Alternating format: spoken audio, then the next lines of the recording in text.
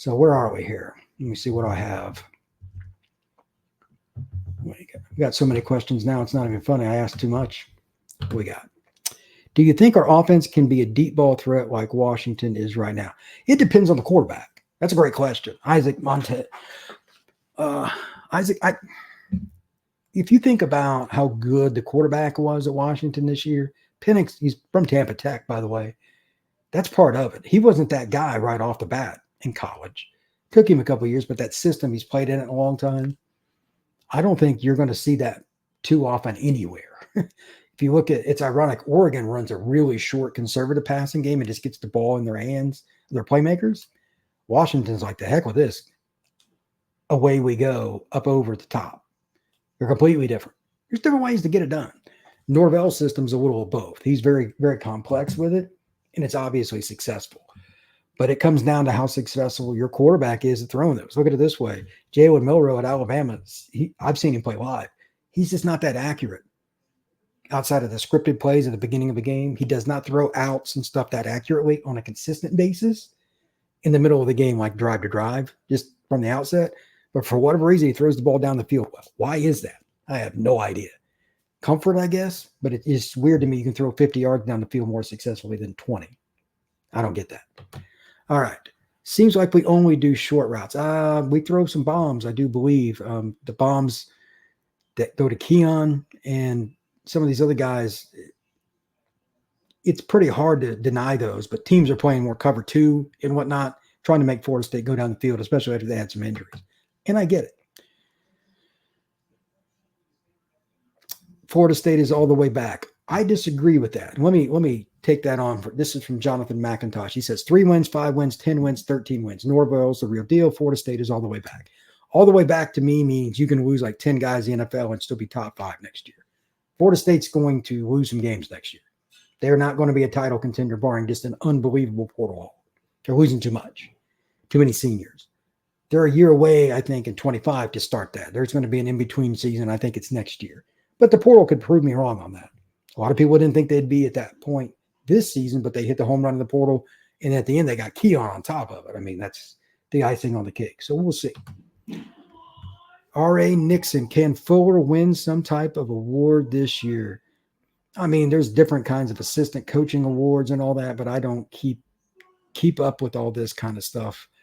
Some of these awards get announced around this time, and I don't pay attention to it that much.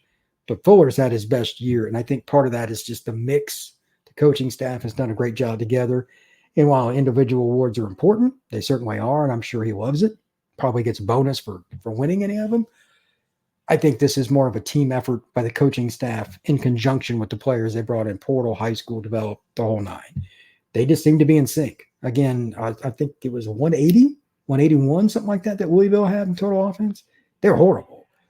And it wasn't like a situation where Florida State wasn't a good defense. They knew what they were coming into. They prepared hard. Florida State just kicked their teeth in. So Fuller and his staff did a tremendous job, especially at the end of the season. The battle's end is the only way to fix these issues. It's simple. $20 a month is our chance to put our money where our mouths are. The King says that. That's pretty good. I'm going to read that again. The battle's end is the only way to fix these issues. $20 a month is our chance to put our money where our mouths are. Well said. Go Moles. Oh, Mike, what's up, man? How you doing? Mike always comments on all my pods. Good to see you, brother. Hope all is well. All right. I think we'll be aggressive in the portal again to plug some holes, but next year and after our high school recruits should be carrying us. That's a great point. This is Jonathan McIntosh, and what his point is pretty simple. If Florida State can get to a point where they're just picking some guys out of the portal instead of, I hate using this word, but at least this year they kind of did. If you look at the starters, how many of them are transfers? Probably 60%. They need to get to the point where it's 20. This class and the next one, the 25 class, once they're both physically on campus, all of them, a year and a half from now, summer of 2025, when everybody's enrolled from the 25 class, Florida State should be in a situation where they've got enough depth that they're only adding key pieces like a kid turns pro. Okay, that happens. You lose a kid a year early. It is what it is. A kid has an injury and he's good, but you're not sure if he's going to play that next fall. He had an injury in spring. So you take a guy at that same spot, pick whichever one you want to add depth. Those kinds of things. It's part of it.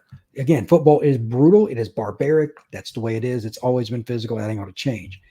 But they need to get to a point where high school is far more important. Are there any D-tackle recruits we are in the running for? The kid from North Carolina, his name escapes me right now. I need to find out. That's not my turf. But Florida State's in the running for him. And so's a bunch of other schools. Miami, a bunch of other schools are after a big kid. I don't know if they're going to be able to flip Artavius Jones, but they've been trying. He's committed to Miami. He's from Blountstown. It's only 45 minutes from Tallahassee.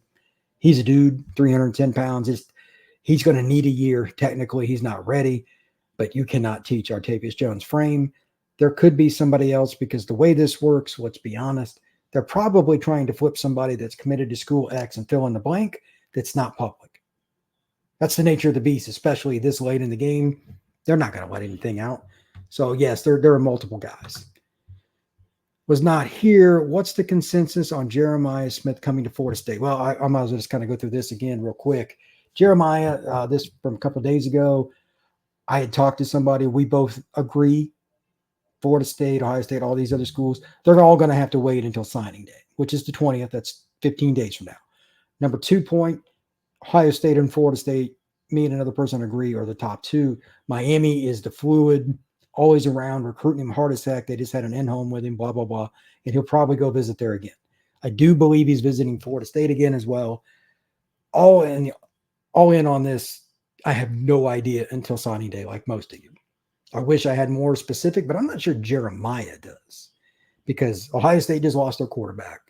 He doesn't know for sure who it's going to be, although I'm sure Ohio State's telling him, oh, everything's great. I mean, what else are they going to tell him? Everything sucks. Don't come here. I get it. So until some portal stuff happens, there's probably too many things being mixed in to have a definitive answer. But right now, Florida State is certainly in the mix. I do believe that Norvell was down to see him today. I forget the date. So they're definitely involved with Jeremiah Smith. Angelo Smith. Fryer is going to be our secret weapon. 100%. I'm telling you, folks, Camden Fryer is really freaking good. Sometimes it's kind of hard to define because I get to see it up close. His effort's just different. Like even when he's going against somebody that has no business being in front of him, he plays just as hard.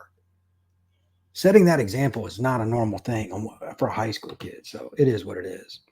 D.D. Holmes is going to be the beast out of the DMV.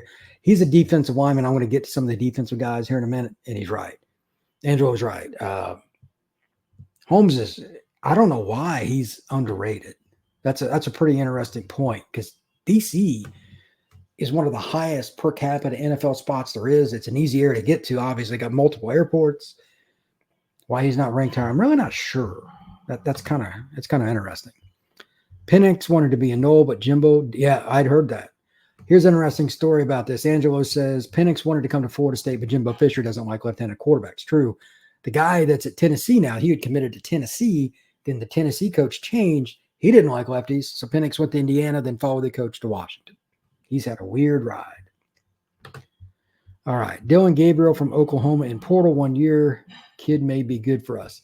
I'm here in Oregon on Gabriel. I can imagine their NIL is rather good with Phil Knight. Penix was after. I'd love to blame Jimbo, though. I can't remember.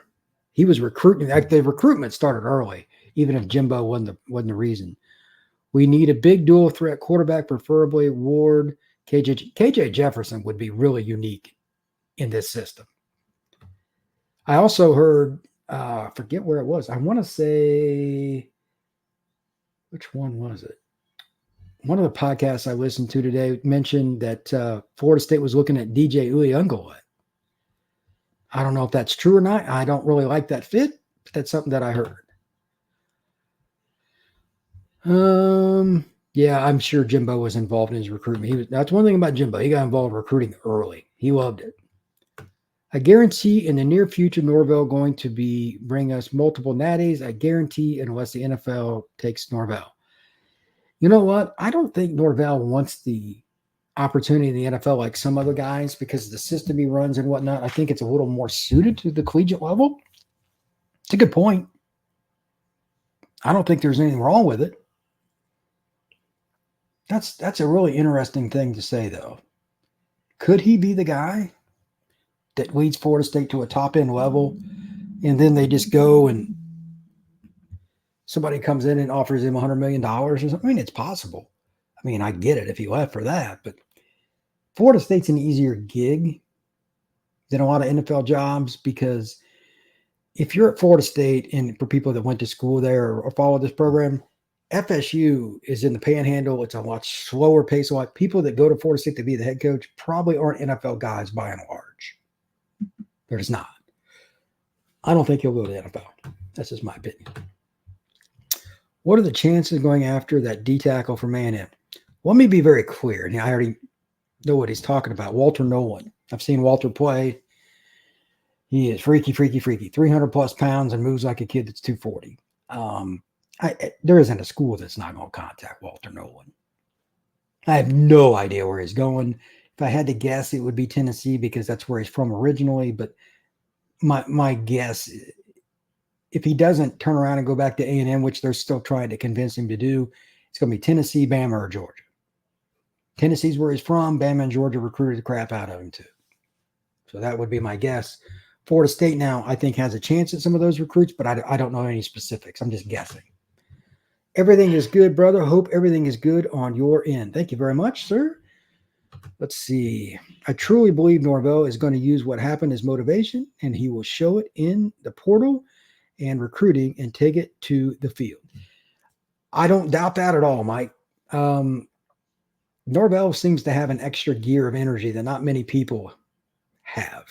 He's kind of hard to define, to be really honest with you. That's a good thing. Let's see here. Fryer is like a Swiss Army knife. He has multiple skill sets. Biggie Mason, you are correct. I believe you about Fryer. He actually has the pedigree, but why isn't he ranked higher? I have no idea. He was on the 7-on circuit. He competed at different events. He plays at Lake City, Columbia. Yeah, it's in the Panhandle, but it's a well-known program. I mean, he's not in Central or South Florida, and that matters a little bit, but I don't know. I'm really not sure. I also heard someone predicted the young man from UCLA to come to Tallahassee, Dante Moore.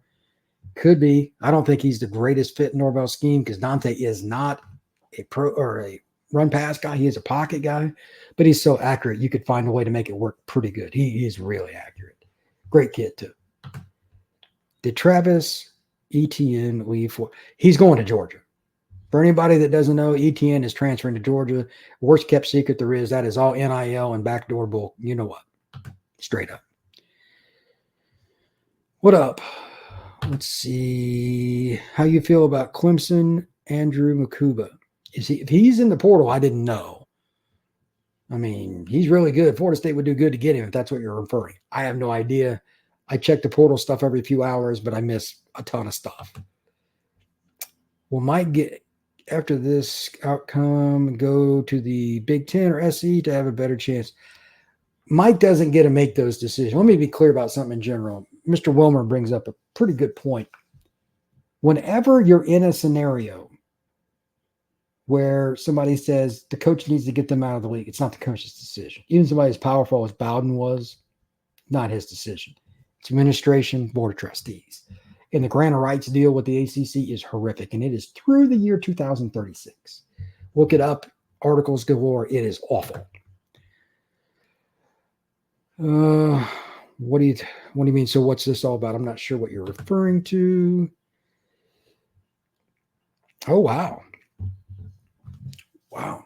If that's the case, I don't know why. He played a lot for Clemson. That's wild. Makuba in the portal. If that's the case, look out. College football invitational. Not to start a rumor, but Bolden follows only Auburn on Instagram, not FSU anymore. I don't put much into that. Kids do all kinds of things on social media just to get followers. I heard a take from you that you agreed with the decision of Bama and Texas making the pliable FSUs is true, and if so, please explain your logic. Just curious. Yeah, I think you should have your quarterback. That's my opinion. And I'm not changing that. I don't care which school it is. After you throw for 55 yards in the championship game, I don't. But I also don't think that's exactly why they picked those schools. I still think it's eyeballs, and I still think it's because of, to a degree, quarterback. But more than anything else, the main reason is they want quarterbacks that are healthy to drive ratings. It is proven statistically, games that are higher scoring, more offensive driven, drive ratings. If you do not have a quarterback is one thing. Even if, let's say, Jordan Travis was banged up right now, hypothetically, he had a high ankle sprain. They're annoying and take forever. It would hurt. It would have hurt Florida State's chances, legitimately. And that's just the way it is. But nonetheless, I have no idea. They were playing Iowa, who has a great defense, but they knew they didn't have to score. That's not a relevant point. The point is, do you have your starting quarterback? It's a checkbox. It's that simple. And it is flat out in the language for the committee. We can argue about it all day. I think that they made the right choice on that. Just don't agree on the point on why they did. I don't believe all the things they're saying, but that's another story. All right. It doesn't make any difference. You're playing Iowa, you can beat them with a high school offense. Iowa's offense is so bad it's not even definable. They're just anemic. They had against Penn State earlier this year one of the worst stats of all time. They had fewer than 35 offensive plays. You heard that correctly. Go look it up. It's ridiculous. Michigan knew they didn't have to do diddly on offense. It took zero risk. It is what it is. While I'm thinking of it, I want to go over some of Florida State's defensive players in this class real quick before I wrap it up, because Florida State played unbelievable against Louisville. I think we can all agree on that. D.D. Holmes, the defensive lineman, somebody brought him up a little bit ago. I want to mention him. He plays at Gonzaga. It's one of the other schools that goes against good counsel. The young man's coming here to play receiver. D.D. is 6'5", 260. He could be a strong side edge, but I think he'll end up playing inside as a 3-tech at least part of the time. Maybe they'll do some 3-man line stuff. He could play strong side end in that. Whatever. Heck of a football player. Much like some of the other guys in this class, he's not rated higher than he is. Whatever. 250, 260. He can play. I really, really like him. I'm going to push my guy, Jaden Parrish, again. I think he's as good a defensive player as they have in this class. And I mean that literally. Like, he's KJ Bolden kind of impact guy. If he figures out the scheme, linebacker's hard, though. Thumper, good in man coverage, good in hook curl zone, just finds the football. Zero concern for who's in front of him. He's going to hit it. I'm telling y'all right now, Jaden Parrish is going to come to Florida State, and he's going to play some football. Jamari Flagg. Saw him play as a junior. Plays for Booker T down in Miami. Program that Ice Harris has is legit. And he's a kid that gets after it, 300-pounder. Can't have enough of those guys. He takes it pretty serious, and he's not a guy you want to tick off either. He can get after it. Florida State did well. Hickman Collins, the kid out of South Carolina, small school. This is old school Bobby Bowden recruiting. Linebacker, downhill, thumper, speed, the whole 9 yards. I love his ability, but he's kind of like Camden Fryer, ironically. When you play at some of these schools that aren't close to a metro area, not as many eyeballs. It's just fact. When I go to the Miami or Fort Lauderdale area, any game I go to, there are 3 or 4 other guys there. They're in my industry. If I go to see Hickman play, there might be one. Maybe. It's just location. That's part of these rankings. That's just the way it goes. I'm going to do something on the FSU O linemen separately pretty soon. I don't really want to get into them very much right now. And I'm going to talk about Cam Davis and the running backs and some of that stuff a little bit later too. I'll probably do that either tomorrow or later. I'm going up to Alabama a little bit later tonight. I'm going to be covering some of the state championships there and checking some of that out. But it's interesting. I don't know. It's interesting. But let's answer a few more questions and I'll wrap it up here. These kids earn the right to make the playoffs. It's unconscionable to make that away from them, blah, blah, blah. They just make you mention conference championships, they matter and all that. Again, I just disagree. It's a subjective term, but I stand by it. What if one of the quarterbacks in the top 4 got injured during bowl practice? Does that team get the boot? After you're in, to my knowledge. That's actually a really good question. Mickey Mason asked that. Boy, that would be wild. It can happen. I mean, think about how many times there's a non-contact injury. Eventually, it's going to happen. Like a kid's just running a drill and he breaks his ankle. He just plants wrong. It's going to happen. Hell, that's a heck of a question. That might be the question of the day right there from Mickey Mason. But I don't know if there's any bylaw about it. I've never heard of that before. But that's a great point. Wake middle defection. Mr. Wilmer, look for a lot of late middle defections. I'm not sure what you mean by defections. Are you talking about deflections? This game will never be the same again, period. Christopher Counts. I'm not sure what you mean. If you're talking about portal, the committee, or what? The reason this has never happened before because it's flat out wrong. Well, okay. The people saying this all are a little biased, and that's why I don't worry about it too much. See a lot of last-minute defections. Oh, well, yeah. As far as it goes with regards to recruiting, it's part of recruiting in general. I told somebody the other day, they asked me on a different podcast that they had me on. I said, you should expect at least 1, but up to 3 defections from a recruiting class, no matter who you are, Georgia or anybody, in the last month to 2 months. Just nature of it. I mean, it happens to Kirby Smart of Georgia, and they've won 2 titles. There's nothing against Florida State if it happens or it doesn't. I think they've done a pretty good job of keeping this pretty tidy. Somebody can leave if they get somebody else and they get ticked about a room being crowded at a position or something, whatever. But even so, even a guy they want, like KJ Bolden, obviously they want, he could defect. It's possible. Absolutely. ACC affiliation. I don't know if that has a ton to do with it, but it probably did not help.